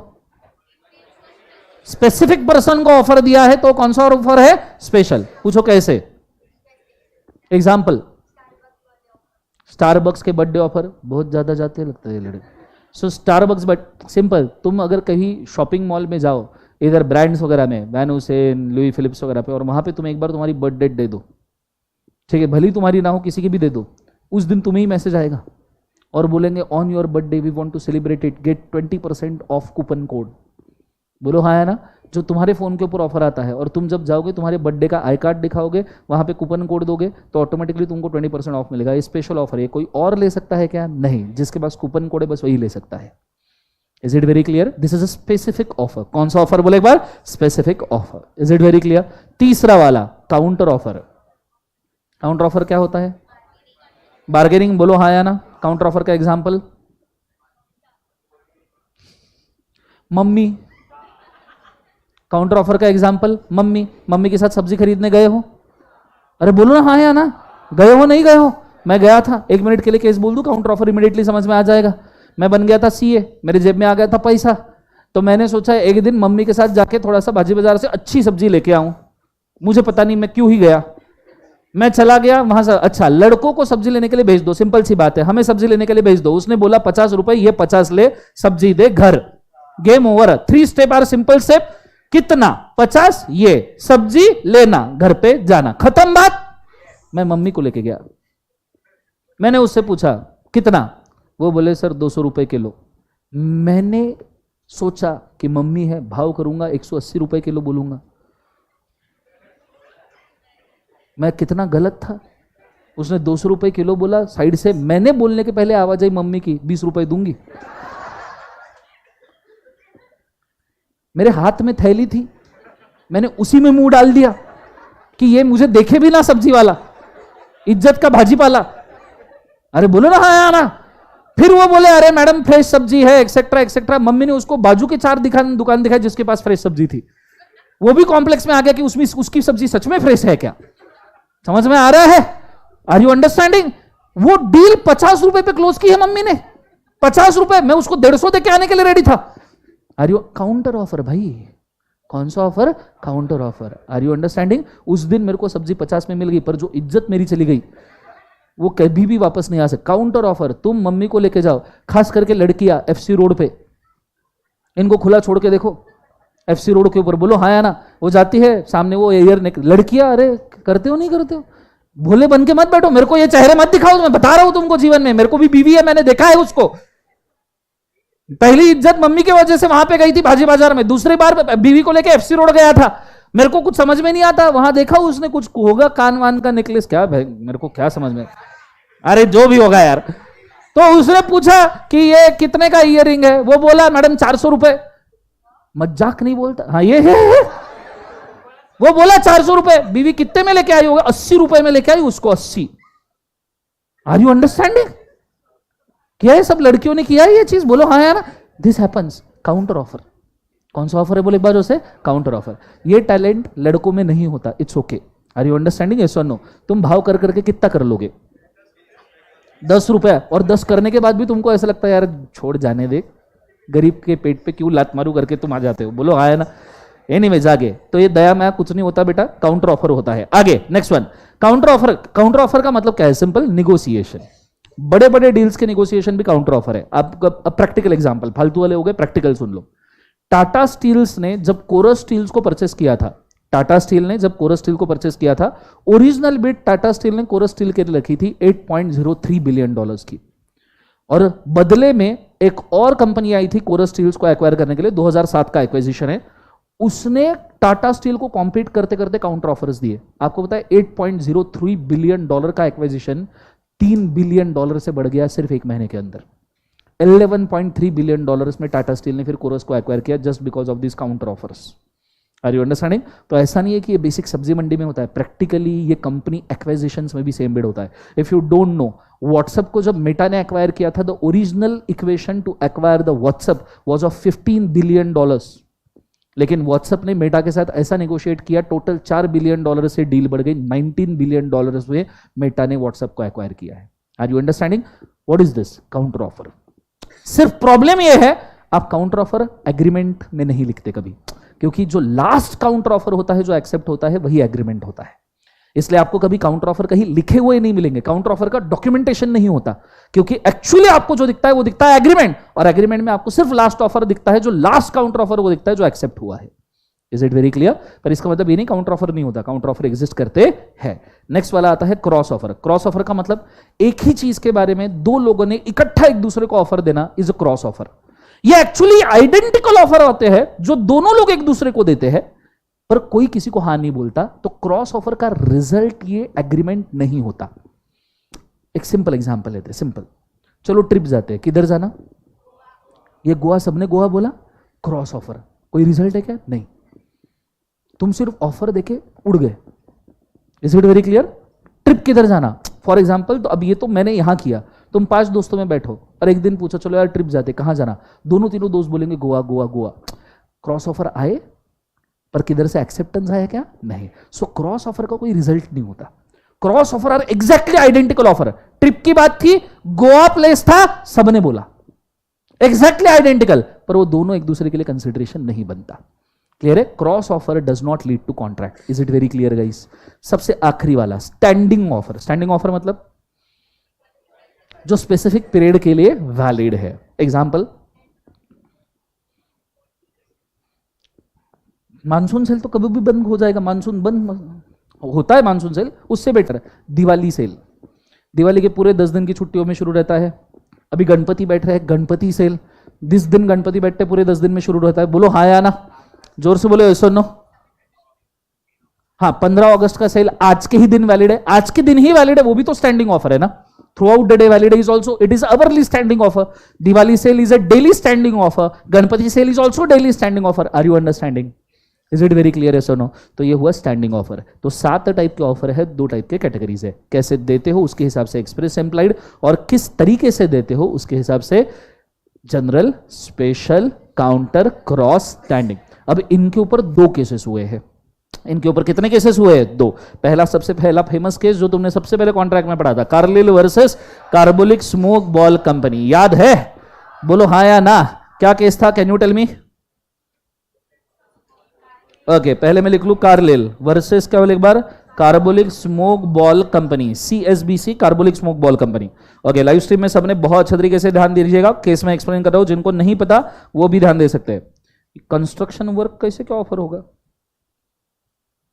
Sir इतना भी नहीं रहता, 200 से सीधा 20 कौन करता है? जाके देख एक बार मम्मी के साथ, तेरे को पता चलेगा। सो CSBC that is carbolic Smoke Ball company. यहां तक समझ में आ रहा है? बोलो हाँ है ना। अब कार्बोलिक स्मोक बॉल कंपनी ने एक प्रोडक्ट निकाला था, स्मोक बॉल्स, जिसके अंदर नॉर्मली वो 2-4 स्मोक बॉल्स देते थे। ना स्मोक बॉल्स क्या है पहले ये समझिए। मॉस्क्यूटो कॉइल सबने यूज किया है? जोर से बोलो हाँ है ना। मॉस्क्यूटो कॉइल यूज किया होगा तो आपको पता चलेगा कि मॉस्क्यूटो कॉइल को अगर आप आग लगाओ उससे धुआं बनता है। मैक्सिमम लोग तो सह लेते हैं, पर कुछ लोगों को मॉस्क्यूटो कॉइल के धुएं से एलर्जी होती है, खांसी शुरू हो जाती है, रैशेस शुरू हो जाते हैं। बोलो हाँ है ना। कुछ लोगों को इशू होता है, रेस्पिरेशन में प्रॉब्लम होता है, कोई बोलता है यार मेरे पास मत रख, मेरे को ना सिर दुखना शुरू हो जाता है, होता है। बोलो यस और नो। तो ये smoke balls are nothing but kind of mosquito coils ही थे। इंसेक्ट्स को भगाने के लिए स्मोक बॉल्स को जला के यूज किया जाता था। स्मोक बॉल्स को जला के क्या किया जाता था? यूज किया जाता था, काइंड ऑफ मॉस्क्यूटो कॉइल ही समझो। अब मॉस्क्यूटो कॉइल के ऊपर बहुत सारी वार्निंग्स लिखी होती है, आपने देखा होगा कि not for internal consumption, store at dry place, keep away from children. बोलो हाँ या ना। उसी प्रकार ये कार्बोलिक स्मोक बॉल कंपनी का जो स्मोक बॉल था, उन्होंने सेल को प्रमोट करने के लिए, और कई बार ऐसा होता है ना कि प्रोडक्ट्स के मामले में ना मार्केट में अफवाहें बहुत सारी आती है। फॉर एग्जाम्पल, अगर आपको नहीं पता होगा तो जब पहली बार ऑल आउट रिलीज हुआ था ना वो लिक्विड में, ठीक है, तो उसके लिए न्यूज आई थी कि ये लिक्विड ऑल आउट जो डब्बी है उसके अंदर एसिड होता है। वो एसिड हवा में कन्वर्ट होता है। ये स्टार्टिंग में तुम बहुत छोटे होंगे, माइट भी तुम होंगे ही नहीं, ठीक है, ये 2000 की बात है। तो तब आता था ऑल आउट आया है भाई, इसके अंदर लिक्विड होता है, उसके अंदर एसिड होता है, ये एसिड धीरे धीरे तुम्हारे फेफड़ों को खराब करता है। कुछ भी चलता था, उससे आज तक मच्छर नहीं मरा, लोग क्या मरेंगे। सो सिंपल सी बात यह है कि भाई साहब ऐसे कोई भी, और ये क्यों न्यूज बनाई जाती है, क्योंकि उस कंपनी का सेल डाउन हो। जैसे अभी फिलहाल कुछ दिन पहले, अभी तो सुप्रीम कोर्ट ने प्रूव कर दिया, पर आपने देखा होगा पतंजलि के खिलाफ बैड न्यूज़ चल रही थी। तो कई बार क्या होता है, किसी कंपनी का बिजनेस डाउन करने के लिए मार्केट में अफवाह आ जाती है। क्या अफवाह आ जाती है कि ये प्रोडक्ट खराब है, इससे तुम्हें कुछ हो जाएगा, तुम मर जाओगे, तुम्हारे फेफड़े जल जाएंगे, एक्सेट्रा एक्सेट्रा एक्सेट्रा। बोलो हाँ है ना। तो ऐसी ही एक अफवाह कार्बोलिक स्मोक बॉल कंपनी के खिलाफ थी। क्या अफवाह थी कि जो कार्बोलिक स्मोक बॉल कंपनी के स्मोक बॉल्स यूज करता है उसको इन्फ्लुएंजा होता है। Influenza kind of respiratory disease let's say, या रैशेस, जो भी होगा आपने क्या लेन देना। सो उसको क्या होता है बोले एक बार, जो से इन्फ्लुएंजा। जब कार्बोलिक स्मोक बॉल कंपनी के बारे में यह अफवाह फैली तो कार्बोलिक स्मोक बॉल कंपनी का जो सेल था वो डाउन हो गया। वो क्या हो गया, डाउन। तो कंपनी ने खुद के सेल को अपलिफ्ट करने के लिए खुद के बॉक्स के ऊपर ही एक चीज छपवाई, बोले जो हमारे स्मोक बॉल यूज करेगा और यूज करने के बाद अगर उसको इन्फ्लुएंजा हुआ तो कार्बोलिक स्मोक बॉल कंपनी उसको कंपेंसेशन के फॉर्म में, काय के फॉर्म में बोले एक बार, उसे कंपेंसेशन के फॉर्म में रुपए 10 लाख देगा। Whatever may be the amount doesn't matter, compensation देगा। Is it very clear. Carlill ने ये स्मोक बॉल्स क्या किए बोले एक बार, उसे यूज किए और कार्लिल को इन्फ्लुएंजा हुआ। कार्लिल को इन्फ्लुएंजा हुआ। कार्लिल चले गई कार्बोलिक स्मोक बॉल कंपनी के पास, डिमांड किया भाई साहब 10 लाख रुपए दो, मुझे इन्फ्लुएंजा हुआ, मेडिकल सर्टिफिकेट वगैरह सब एविडेंसेस प्रोड्यूस किए। कार्बोलिक स्मोक बॉल कंपनी बोलता है मैडम सब ठीक है, इन्फ्लुएंजा वगैरह हुआ, पर ये ऑफर हमने आपको दिया ही नहीं था, हमने ये ऑफर आपको दिया ही नहीं था। मुझे बताओ कार्बोलिक स्मोक बॉल कंपनी का स्टैंड सही है, गलत है? गलत है, क्योंकि आपने जब पैकेट के ऊपर छाप दिया और किसी ने वो पैकेट खरीद लिया, उसके पास इनवॉइस है, साथ में मेडिकल रिपोर्ट है, तो आप ये बोल नहीं सकते ये ऑफर किसी के लिए नहीं था। This is a general offer which can be accepted by any person. Concept समझ में आया? जोर से बोले सुनो। ये कौन सा केस है? Carlill versus Carbolic Smoke Ball company. ठीक है, तो अब आप इन केसेस से क्या सीख सकते हो? इन केसेस से व्हाट यू कैन अंडरस्टैंड। आज ये बोर्ड के ऊपर ध्यान दीजिएगा। सी दिस, मैंने कुछ केसेस के सब डिसीजन लेके रखे हैं, आप चाहो तो इनके फोटो खींच लो। ठीक है, अगर आपके पास लिखने का समय नहीं है तो आप आपका कैमरा ऑन रखो। हालांकि मैंने पीडीएफ शेयर कर दिया था कुछ बच्चों से, हमारे रेगुलर बैच के, उसके अंदर लिखे हुए। जो लाइव स्ट्रीम वाले बच्चे हैं, जो अभी ज्वाइन हुए, जो मुझे नहीं जानते हैं, पहली बार ही देख रहे हैं, तुम इनके फोटो जो मैं दे रहा हूं, उनका नाम है Carlill versus Carbolic Smoke Ball Company. Decision सब्जन साथ में पढ़ते हैं। Point number 1, ready? 1 2 3 बोलो। क्या है? The general offer can be accepted by any person. General offer कोई भी एक्सेप्ट कर सकता है। पॉइंट नंबर 2 बोलो। क्या है? The general offer is assumed to be communicated to those who fulfill the condition. जिसने कंडीशन फुलफिल किया उसको जनरल ऑफर मिलेगा। तीसरा, the offerer cannot claim the afterwards that offer is not given to a person as it is a general offer. जो offeror है वो बाद में ये नहीं बोल सकता कि तुम्हें ऑफर नहीं था, बिकॉज ऑफर कौन सा है? जनरल। जनरल का मतलब ही है विदाउट एनी कंडीशन कोई भी एक्सेप्ट कर सकता है। केस वॉज रिगार्डिंग का क्या बोले बाजू से? General offer. चाहिए फोटो खींच दीजिए, फटाफट स्क्रीनशॉट ले लीजिए, लाइव स्ट्रीम में किसी को चाहिए तो go for it fast. Okay, what was the second case law? General offer का तो हो गया। दूसरा केस लॉ कौन सा था? स्पेशल ऑफर का एक केस था, कौन सा? बुल्टन वर्सेस जोन्स। याद आया क्या?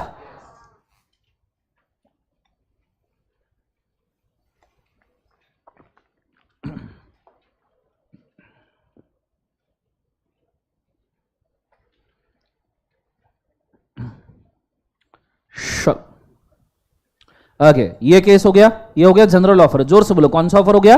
जनरल। अब हम जा रहे हैं दूसरे ऑफर के ऊपर, और दूसरा ऑफर कौन सा है बोले एक बार उसे? स्पेशल। जोर से बोलो, कौन सा है? स्पेशल। और आपके मॉड्यूल में स्पेशल ऑफर के लिए केस दिया है Boulton versus Jones. Boulton versus Jones case याद है? क्या है? लेदर सेल का केस था। एक बार केस बताओ आपको वापस से, बोलो हाँ है ना? ओके, बोर्ड के ऊपर बहुत अच्छे तरीके से ध्यान दीजिएगा। जिनको केस नहीं पता उनके लिए बोर्ड के ऊपर फोकस कीजिएगा, डिसीजन एंड में दिखाऊंगा। ठीक है, लेट्स गो। केस क्या हुआ था? जोन्स नाम का बंदा था।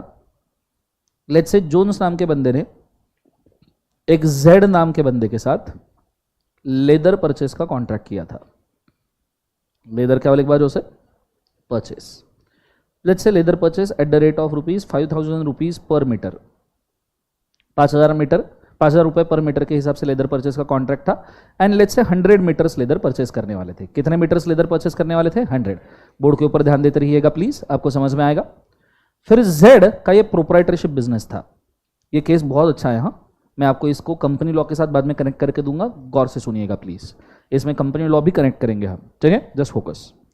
तो जेड प्रोप्राइटर था। अब जेड जब प्रोप्राइटर था उसके पास ये लेदर का कॉन्ट्रैक्ट आया। ये लेदर डिलीवर करने के पहले जेड को एक बहुत अच्छा ऑफर आया बुल्टॉन नाम के बंदे से। बुल्टॉन बोलता है जेड को कि तेरा जो प्रोप्राइटरशिप बिजनेस है वो तुम मुझे सेल कर दे, मैं तुझे अच्छा कंसिडरेशन दूंगा, वॉट एवर में बी द कंसिडरेशन, हमारा लेन देन नहीं है। जेड ने खुद का प्रोप्राइटरशिप बिजनेस ही सेल कर दिया बुल्टॉन को।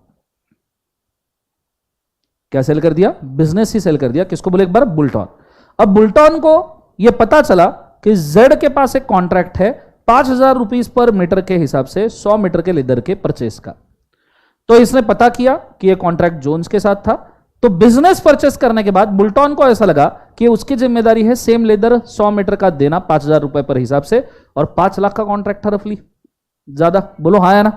तो इसने लेदर बनाया और 100 मीटर लेदर इसने सप्लाई किया जोन्स को। 100 meter leather at the rate of कितना बोले एक बार?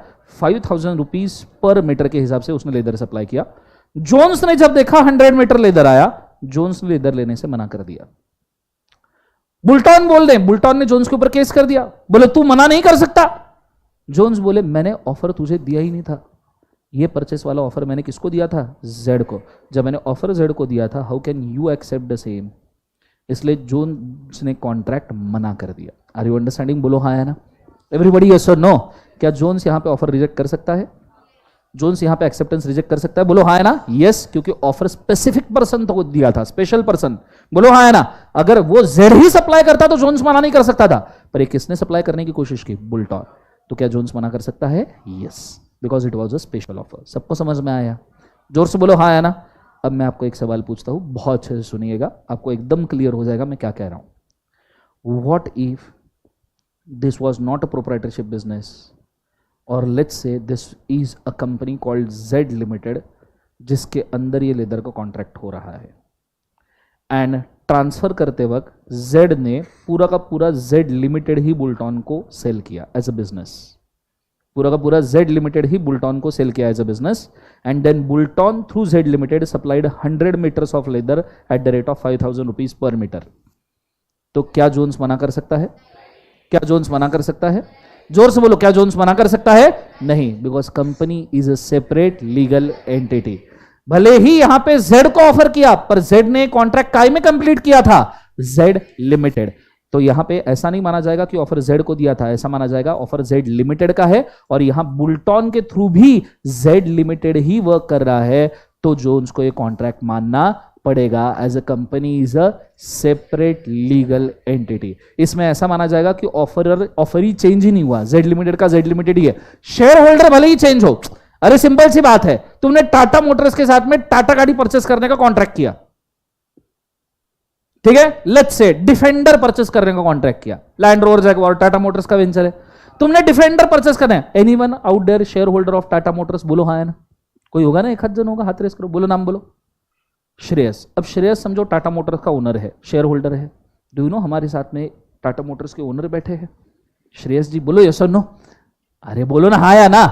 अब तुमने टाटा मोटर्स से कॉन्ट्रैक्ट किया, तुम डिफेंडर परचेस करोगे, और बाद में तुमको पता चला कि इसका ओनर श्रेयस भी है, इसने भी शेयर होल्ड की है, क्या तुम मना कर सकते हो? कह रहे ऑफ कोर्स नॉट, ऑब्वियसली बोलो हाँ है ना। अब श्रेयस ने किसी और को भी शेयर सेल कर दिए, कोई फर्क पड़ता है क्या? चलो रतन टाटा ने खुद के शेयर्स किसी और को सेल कर दिए, कोई फर्क पड़ेगा क्या? नहीं। तुम्हारा कॉन्ट्रैक्ट किसके साथ है? टाटा मोटर। इस केस में बुल्टॉन वर्सेस जोन्स, ओरिजिनल केस में it was a proprietorship business जिसका कोई भी सेपरेट लीगल एंटिटी नहीं बनता, and that's why denial valid है, बिकॉज इट वाज अ कौन सा कॉन्ट्रैक्ट? Special contract. अब समझ में आया पक्का? Is it very clear? ऐसा हो सकता है इंस्टीट्यूट तुम्हें ऐसा कंफ्यूजिंग क्वेश्चन पूछे कि mister J offered to purchase a leather from the company of Z. After that, Z sold his company to Bulton. Tell whether Bulton supplying a leather through company valid or not. बोलने का हाँ पूरे तरीके से valid है। मतलब मैं रहूं तो एक आधा सवाल आज तक कैसा पेल दिया कर दे आधे बच्चे। समझ में आ रहा है सबको? हाँ है ना। जोर से बोलो यस और नो। तो ये चीज को आपने याद रखिएगा। केस क्या है बोले एक बार जो से बुल्टॉन वर्सेस जोन्स, बोलिए। See if it is a partnership firm, अब कुछ बच्चे मेरे को ये भी पूछते, चलो इसको भी क्लियर कर दो, फर्म भी हमारे पार्टनरशिप सिलेबस में है, बोलो हाँ है ना. What if it is not a Z limited, it is Y Z and company. अरे वाई इज अ पार्टनर यार, अरे यार क्यों बोला. एनीवेज ध्यान दो नालायक लोगों, एग्जाम है 1 महीने के ऊपर. So this is Y Z and company. क्या है बोले एक बार जो से पार्टनरशिप फर्म, फोकस करना. क्या है बोले एक बार पार्टनरशिप फर्म. अब इसमें वाई एक पार्टनर है, जेड एक पार्टनर है, बोलो हाँ है ना. अब अगर ये लेदर का contract Y Z and company के साथ है और बाद में ये firm Y Z and company firm के साथ है और बाद में इसमें से जेड निकल के ये वाई बी एंड कंपनी होता है, तो लेदर का कॉन्ट्रैक्ट वैलिड है इनवैलिड है? वैलिड है या इनवैलिड है? वैलिड है या इनवैलिड है? ओके अब मैं आपको मेंशन करना चाहूंगा, in this case it gets more complicated. पूछो कैसे. If it is a contract of sale of goodwill by a firm, sale of goodwill by a firm मतलब अगर आप ब्रांड नेम बेच रहे हो तो कॉन्ट्रैक्ट वैलिड है, अदरवाइज ब्रांड नेम का क्या फायदा खरीदने का. Are you understanding. सो अगर आप ब्रांड नेम परचेस कर रहे हो तो कॉन्ट्रैक्ट वैलिड है, क्योंकि ब्रांड नेम का अदरवाइज कोई फायदा ही नहीं है. अगर कस्टमर बेस ही रिटेन नहीं हो रहा तो ब्रांड नेम का क्या करेंगे भाई. Is it very clear, yes और नो. लेकिन ये गुडविल ट्रांसफर करने के लिए ये पार्टनरशिप फर्म रजिस्टर्ड होना चाहिए. ये पार्टनरशिप फर्म क्या होना चाहिए? Registered. Only registered partnership firm can transfer a goodwill. Unregistered partnership firm का खुद का गुडविल नहीं है, इसलिए तो अनरजिस्टर्ड है ना, क्योंकि उनको भरोसा ही नहीं है गुडविल के ऊपर. Is it very clear. So अगर रजिस्टर्ड पार्टनरशिप फर्म है, गुडविल ट्रांसफर कर रहा है, तो उस केस में कॉन्ट्रैक्ट वैलिड रहेगा. फिर आपको लेदर एक्सेप्ट करना ही पड़ेगा, बिकॉज गुडविल का मतलब ही होता है retention of customers. Is it very clear guys. जोर से बोलो यस और नो. समझ में पक्का आया. बुल्टन वर्सेस जोन्स का नया एंगल है ये. इज इट वेरी क्लियर, बोलो हाँ है ना. तो ये चीज को याद रखिएगा. ये कौन सा ऑफर है बोले एक बार जो से स्पेशल. लाइव स्ट्रीम वाले भी मुझे एक बार बोल दे जो मैंने अभी समझाया वो क्लियर हुआ है क्या. ठीक है, आप चाहो तो इसका फोटो लेके रख सकते हो, आपके फायदे की बात होगी. ठीक है, बाद में काम में आएगा. ठीक है.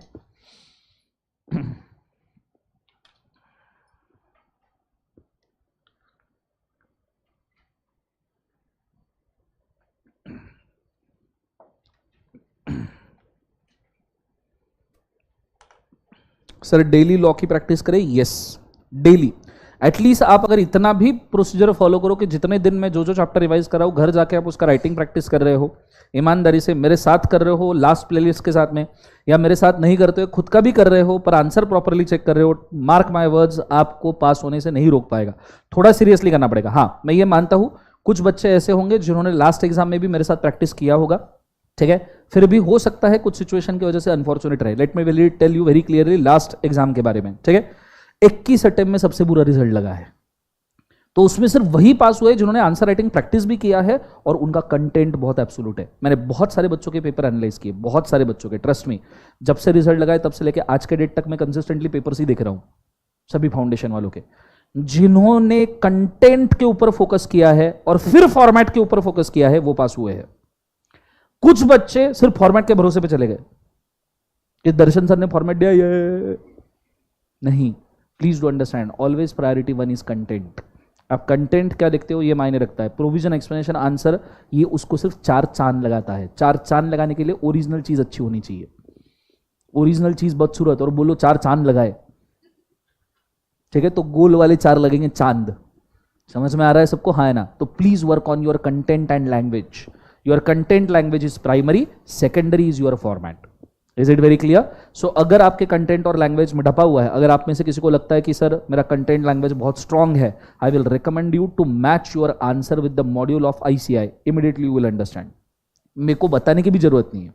आपने जहां पे फॉर एग्जाम्पल लेट्स से कोई भी चीज जो आपने लिखी है एग्जाम में उसको पकड़ो, इधर लेफ्ट साइड में मॉड्यूल रखो, जैसे Carlill versus Carbolic Smoke Ball company, इधर रखो Carlill versus Carbolic Smoke Ball company, इधर रखो आपने क्या लिखा है, मैच करके देखो, इमीडिएटली समझ में आएगा. वो भी छोड़ो, मैंने ये जो केस लॉज लिख के दिए आपको ये रखो लेफ्ट साइड में और आपने क्या लिखा है वो रखो राइट साइड में.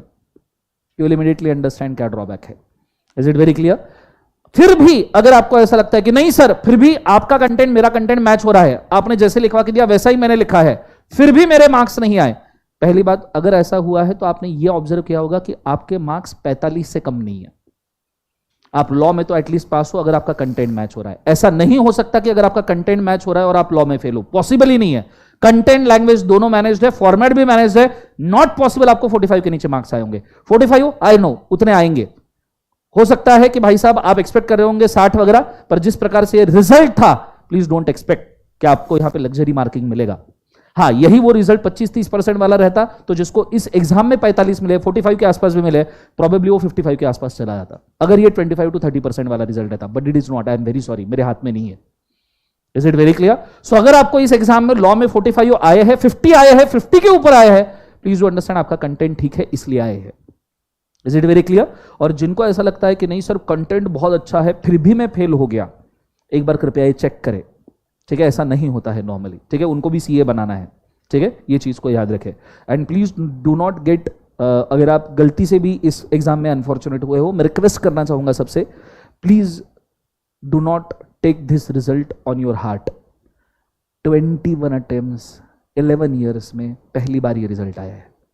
लास्ट टाइम ये रिजल्ट हमने खुद ने हमारी आंखों से देखा था दिसंबर 2014 के अटेम्प्ट पे। आप देखना दिसंबर 14 या मई 14 का अटेम्प्ट था, उसके अंदर का रिजल्ट देखना सेम है, 15-16%। उसके पहले के 10 साल बहुत अच्छा था, ठीक है? पर अभी हमें नहीं पता अगले ट्राइमेस्टर अटेम्प्ट की वजह से क्या रिजल्ट आएगा। हमें अभी ऐसा लग रहा है, सबके ओपिनियंस ऐसे आ रहे हैं, चेयरमैन भी 1-2 बार बोल चुके हैं इंस्टीट्यूट के कि हम एंट्री टफ करेंगे। सी अंडरस्टैंड, पहले एक साल में वो बनाते थे रफली 70 से 80 हजार फाउंडेशन पास स्टूडेंट्स, राइट? 2 एग्जाम में 70 से 80 हजार पास होते थे, बोलो हाँ या ना? अब 3 एग्जाम में अगर उनको 70 से 80 हजार पास करने हैं तो they are bound to pass only those. Number same रहने वाला है, 70-80,000 ही पास होने वाले हैं, पर वो 3 अटेम्प्ट में बटने वाले हैं। That means toughness is increased automatically. Is it very clear? समझ में आ रहा है? तो you have two bit tougher, ठीक है? अब वो वाला फाउंडेशन नहीं रहा कि आप 25-30% में पास हो जाओगे, नहीं। प्रोबेबली अभी इसके बाद में रिजल्ट्स 15 से 20% के बीच में ही रेंज होंगे, क्योंकि 20-20, 25-25 हजार अटेम्प्ट में पास होंगे तो पूरे साल भर में 70,000 ऑटोमेटिकली हो जाएंगे। Is it very clear? इस बार का कुछ ज्यादा ही शॉकिंग था, क्योंकि 41,000 लास्ट अटेम्प्ट का रिजल्ट था, इस बार का 13,000 ही आया है, 13,000 रिजल्ट है सिर्फ, ठीक है? So it's okay. अगर आपका इस रिजल्ट में कहीं कुछ कम ज्यादा हुआ है, दिल पे ना ले, वापस से आप जो ट्राई कर रहे हो करते रहे। खास करके वो लोग जो 200 के आसपास भटक रहे हैं, उन्होंने तो टेंशन नहीं लेना है, ठीक है? रीजन इज 200 के आसपास आप भटक रहे हो, मतलब अगर वैसा रिजल्ट लगता 25-30% वाला, probably you have been through. अब आप इसको लक समझो या कुछ भी समझो, I am very sorry to say this, पर अब ये ऐसा ही है, ठीक है? But don't get disheartened, keep up, keep going. हो सकता है कि ये रिजल्ट आपने सह लिया और आप पास हो गए फाउंडेशन में, आने वाले एग्जाम में तो आपको इंटर फाइनल त्रासी नहीं देगा, क्योंकि आपने वर्स्ट रिजल्ट ऑलरेडी देख लिया। Is it very clear? Are you understanding? Yes और नो? तो छोड़ने का नहीं है, वापस शुरू हो जाओ, कोई दिक्कत की बात नहीं है, ठीक है? चलो अब इस केस के अंदर मैंने Carlill versus Carbolic Smoke Ball company बताया, बुल्टन वर्सेस जोन्स में हमने क्या डिसीजन लेना है। पॉइंट नंबर 1 सब जन साथ में पढ़ेंगे, रेडी? 1 2 3 बोलो, क्या है? The special offer can be accepted only by the person to whom it is given. The special offer cannot be transferred to other person. Any other person act on a special offer, still it is invalid. कोई भी अगर तीसरा person special offer पे act करता है, फिर भी हम उसको क्या मानेंगे? इनवैलिड। सबको समझ में आया? Everybody is understanding clearly? अब आप देखिएगा, यहां पे हमने टाइप्स ऑफ ऑफर कवर किया, ऑफर के हमने सारे के सारे रफली सारे के सारे केसेस कवर किए, ठीक है? हमने offer and invitation to offer cover किया। हमारा पहला यूनिट ऑफर वाला यहां पे होता है खत्म। Is it very clear? जितना मैंने इस लेक्चर के अंदर करवाया आप उतना ही करके जाइए, उसके आंसर राइटिंग करके जाइए। आप ट्राई कीजिए कि आज ऑफर का सभी आंसर राइटिंग आपका आज के आज हो जाए। अगर आप ऐसा करोगे, अगले 10-15 दिन में मेरा सिलेबस जैसे ही खत्म होगा रिवीजन का, साथ साथ में आपका राइटिंग भी खत्म होगा। Is it very clear? Yes और नो? कल हम आएंगे, दूसरा यूनिट उठाएंगे एक्सेप्टेंस। मेरा टारगेट है कि इस लेंथ एंड ब्रेड्थ का एक यूनिट डेली हम करना है, ठीक है? इससे हमारा स्पीड भी मेंटेन होगा, डिटेलिंग भी हम मिस नहीं करेंगे, जैसे हमने आज कुछ भी मिस नहीं किया है। Is it very clear? Yes और नो? ऑफर यूनिट का हमने सब कुछ आज देख लिया। Is it very clear? आज के लिए हम इतना काफी करते हैं। आंसर राइटिंग वीडियोस के प्लेलिस्ट सेक्शन में दिए हैं, लाइव स्ट्रीम वालों, जीडीपीडी वालों, रिकॉर्डिंग वालों, प्लेलिस्ट सेक्शन में जाइए, आंसर राइटिंग देख लीजिए। मैं प्लेलिस्ट इस वीडियो के नीचे भी मेंशन करने की कोशिश करूंगा। Thank you so much, good day, God bless you, ओम नमः शिवाय। थैंक यू बोलो, जोर से बोलो।